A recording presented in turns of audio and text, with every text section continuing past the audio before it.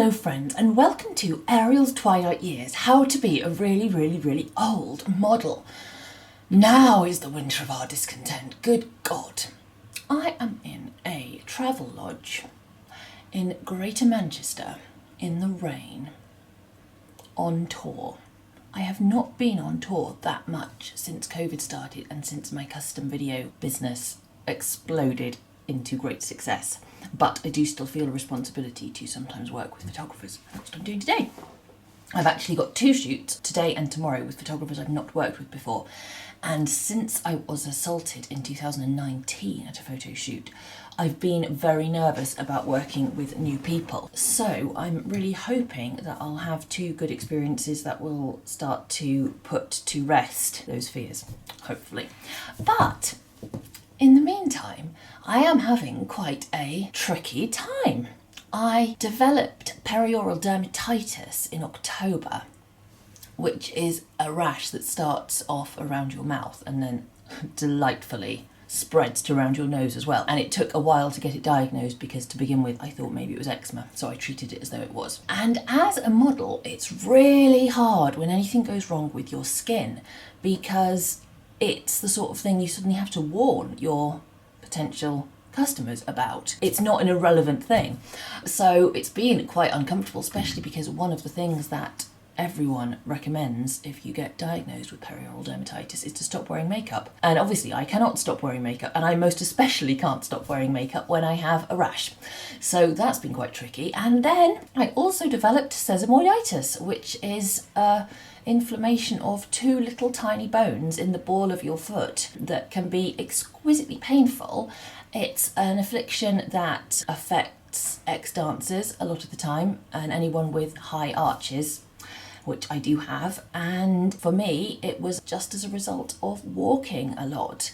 So I have to take a break from walking, which is really sad because that was the main way that I exercised on a regular basis. And also one of the things I do with Howell, my husband.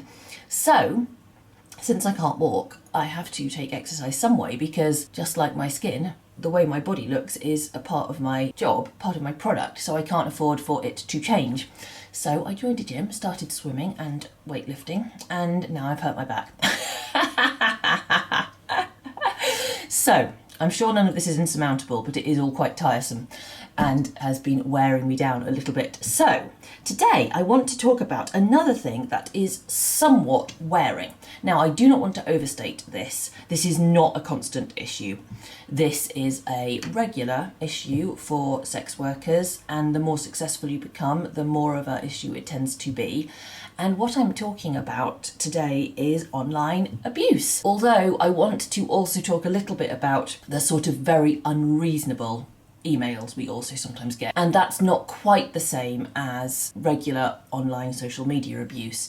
It tends to be either prospective customers or customers who, for example, don't understand that we don't have 24-hour customer service. So if we're asleep, we probably aren't going to reply, for example. Or, as in my case, someone who didn't like my signature in their copy of my book and was very rude indeed about it. I want to talk about that because one of the things that I sometimes do when I receive very rude communications, either on social media or email, is I reply to them. And sometimes I post anonymised versions of people's posts or emails and my replies. And quite often when I do that, someone will say, "Oh, you should just ignore them," or "Oh, don't let them see that they're getting to you," or, as happened this time, "Oh, you're so immature, why do you have to reply?" So I thought I would have a go at explaining why I and other models and sex workers sometimes do reply in these situations, because it's absolutely true. We are giving publicity sometimes to absolute trolls, and from the outside it might be a little hard to understand why we respond rather than just in a dignified way sailing off and ignoring them. There are several reasons, some of which are probably better than others, but I'm going to give you all of them. To begin with, the reason I sometimes respond is because I want to embarrass this anonymous person who thought that they could get away with being rude to someone who is not anonymous, who is somewhat of a public figure, without any negative consequence to them. And I see that as a type of bullying. I, once upon a time, would have perhaps blamed myself if someone said something abusive to me. I might have thought it was true, for example, or I might have thought I brought it upon myself. And that's not what I think anymore. I don't blame myself. I just don't think this stuff has anything to do with me. But that wasn't always the case. I remember the first time someone posted actual abuse on a public forum about how I looked. I still remember the exact wording of what they said, and I remember how badly it affected me. I was working at a trade show all weekend, so I was walking around dressed in not very much, promoting someone's company, and it briefly just destroyed my confidence. I didn't feel like I wanted anyone to look at me. I thought that everyone who looked at me would see what this person purported to see. So these days, it does not upset me when people say things like, what did I get the other week? You're an old whore and you're going to die alone. And then this week I got someone saying, God, what did they say? You specky four-eyed slut. I mean, it doesn't bother me in that it doesn't make me feel like an old whore or a specky four-eyed slut. It does bother me that they are saying that kind of thing to women online. That bothers me very much, because if they're rude to me today, they were probably rude to someone else yesterday, and they're going to be abusive and rude to someone else tomorrow. And sometimes they will pick on someone who is more vulnerable than me, because presumably they're saying these things because they think I am vulnerable enough to be upset by it. Tomorrow, maybe they're going to choose someone who will be upset by it. And that feels worth addressing, because if I manage to sufficiently embarrass them online that they feel avoidant of repeating their behaviour, perhaps I will stop someone who is worried that she looks like an old whore or a specky four-eyed slut. Maybe I'll protect that person from having this idiot say something like that to her tomorrow. And that feels worth making an effort with. I want to embarrass these people because I want them to consider not saying anything so fucking stupid and offensive to a woman in future. Also, when I reply to these people, I don't necessarily particularly feel like I am replying to them. Quite often I just quote retweet, because I feel like rather than deigning to give them an actual response from me to them, I'd rather just examine their behaviour. So when I do this, I don't necessarily feel like I'm speaking to them, but I do feel like I'm speaking directly to younger, newer performers who get messages like this of their own. A lot of models and sex workers put up with quite a large amount of abuse and time wasting and being patronised very early in their careers, in the first year or so, when prospective clients perhaps sense that this person is going to be easier to push around because they don't quite know how the business works yet. That certainly was the case for me when I look back at some of the things that happened to me at the very beginning of my career. Some of those things were really bad and I didn't handle them well. I didn't protect myself well because I wasn't confident enough yet. So I kind of hope that I might inspire a younger, newer model to get to the point where she doesn't accept this abuse faster, because I certainly wish that I'd got there faster. And so anything I can do to accelerate another performer's ability to react in a way that's therapeutic for them and embarrassing for the aggressor, that feels like a good thing. Now this refers more to the very rude customer service type emails that we receive rather than the outright online abuse. But one sort of wider philosophical point that I want to make is that personally, I feel like as a society, we are encouraged to behave really badly in customer service situations. We've got this, the customer is always right thing going on in the West, at least. And I think that some people, having been able to behave really badly towards representatives of big companies and being placated with vouchers or free things or apologies, I think it sort of encourages more bad customer behaviour.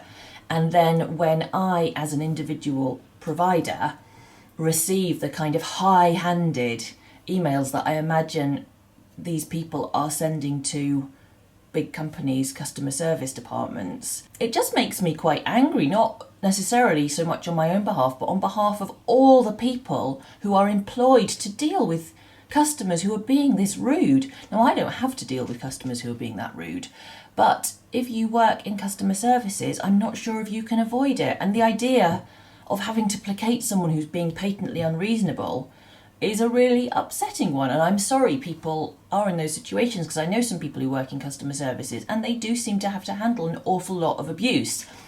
And so when I get an email from someone who seems to believe that I will reply placating them whatever rubbish they are spouting, I kind of want to surprise them by replying as a person, not as a representative of a company who is employed to make them feel better about their unreasonable behaviour. So sometimes I see the opportunity to maybe discourage them from the next rude email they were going to send. And I don't know if I achieve that, but it certainly, to me, seems worth trying from time to time. This refers to both the people who contacted me on social media and people who sometimes email me extremely rudely. When I talk about this online, I think, again, I'm not necessarily speaking to them because it's probably too late for them and probably I can't change their bad behaviour. But I do feel like I may be speaking to the people who contact me in the future, trying to educate people in what sex workers really appreciate in good communication.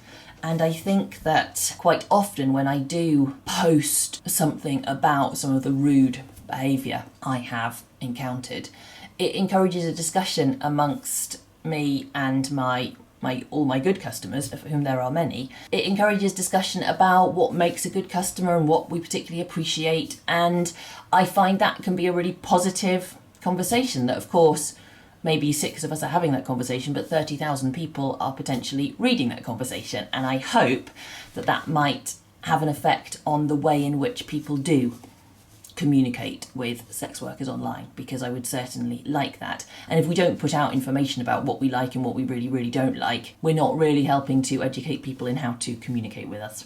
So, those were my quite mature, quite business-minded, professional reasons for sometimes calling out this rudeness online.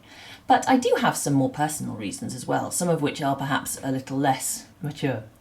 So I'll talk about them. Once upon a time, this kind of thing really did hurt my feelings. So I did experience some relatively bad bullying in school about how I looked, because I certainly didn't look like a typical teenage girl. I was very, very thin because I was training in ballet and gymnastics 5 days a week. I was 6'1" already by the time I was 14.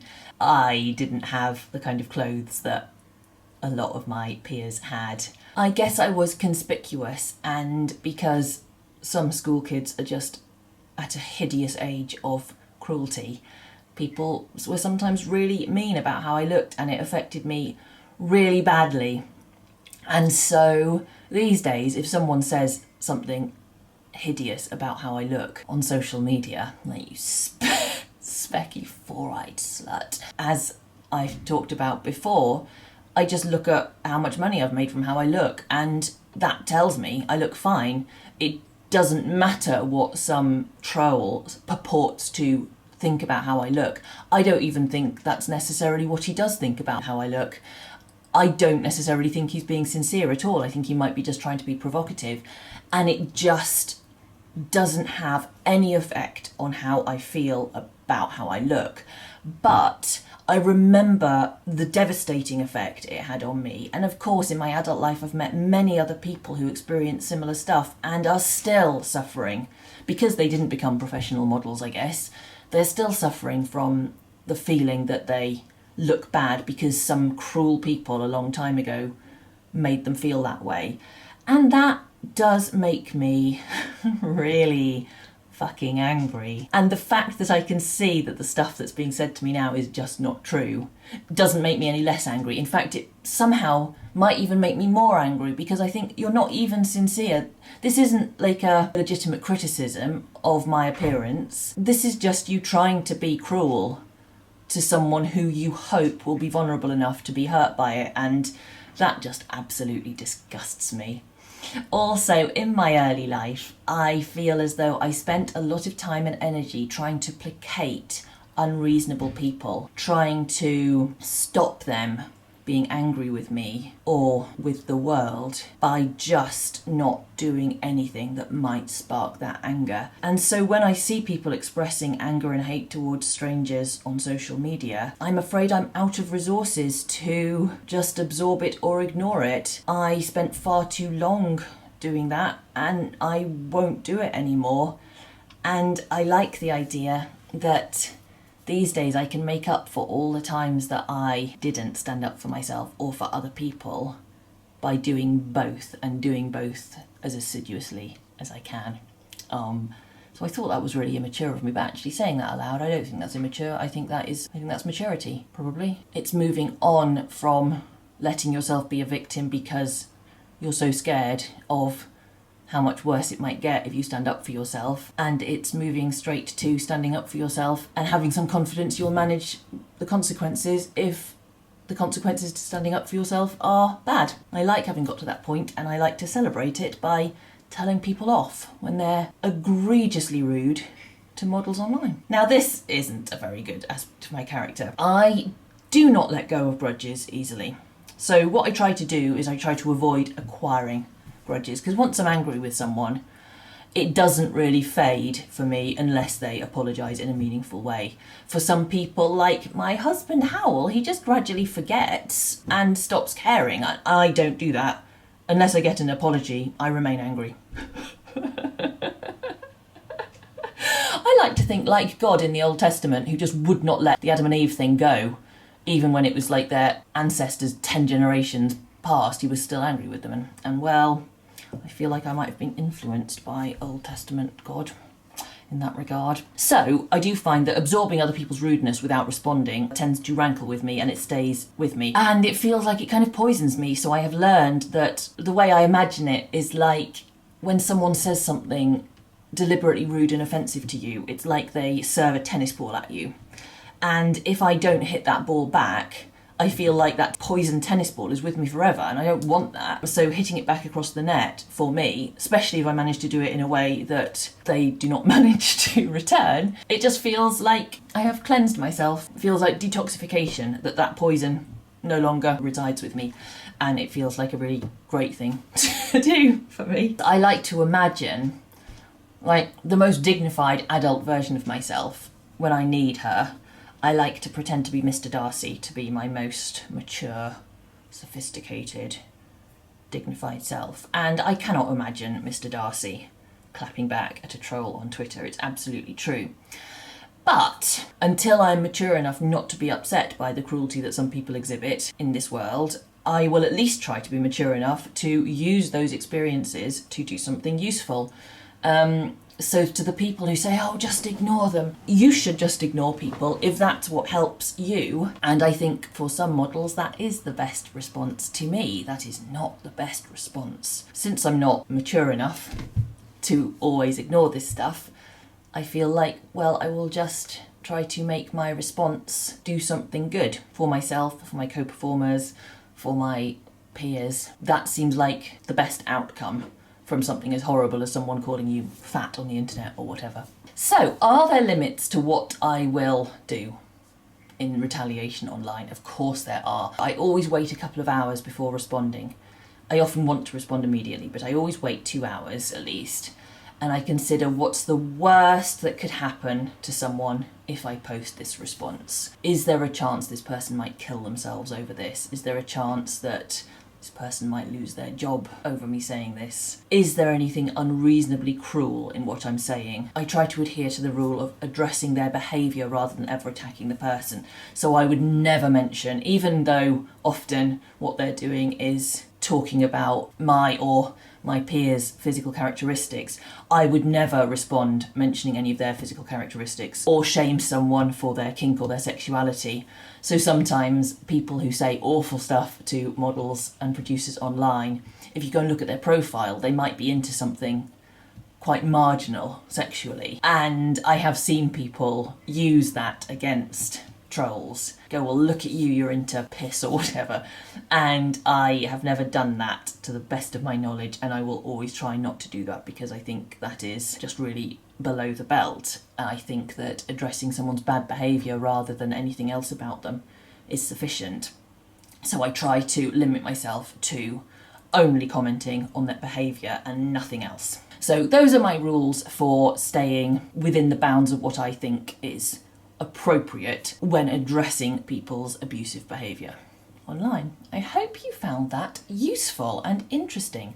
I will, of course, be on X continuing to tell people off if they try to say mean stuff about models, because it does make me quite cross, so I don't go looking for this stuff. Thanks as always for listening. I will be back with more. Happy New Year.